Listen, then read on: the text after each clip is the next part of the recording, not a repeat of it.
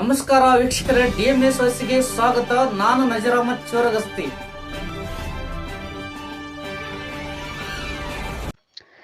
ತಾಳಿಕೋಟೆಯ ಪ್ರತಿಷ್ಠಾ ಶಾಲೆ shine Kinder ಗಾರ್ಡನ್ನಲ್ಲಿ ಜ್ಞಾನ ಮೇಳವನ್ನ ಆಯೋಜಿಸಲಾಗಿತ್ತು.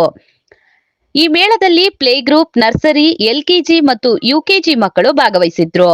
ಈ ಮೇಳದಲ್ಲಿ ವಿಜ್ಞಾನ, ಸಾಹಿತ್ಯ, ಕಲೆ, ಕನ್ನಡ ಭಾಷಾ ಲೋಕ, ಪ್ರಮುಖ ಐತಿಹಾಸಿಕ ಸ್ಮಾರಕಗಳ ಬಗ್ಗೆ ದೊಡ್ಡ ಮಕ್ಕಳಿಗಿಂತಲೂ ಉತ್ತಮವಾಗಿ ವಿಷಯಗಳನ್ನ ವಿವರಿಸುತ್ತಾ ಶೈನ್ ಶಾಲೆಯ ಹೆಸರನ್ನ ಇನ್ನಷ್ಟು ಪ್ರಕಾಶಮಾನ ಮಾಡಿದ್ರು.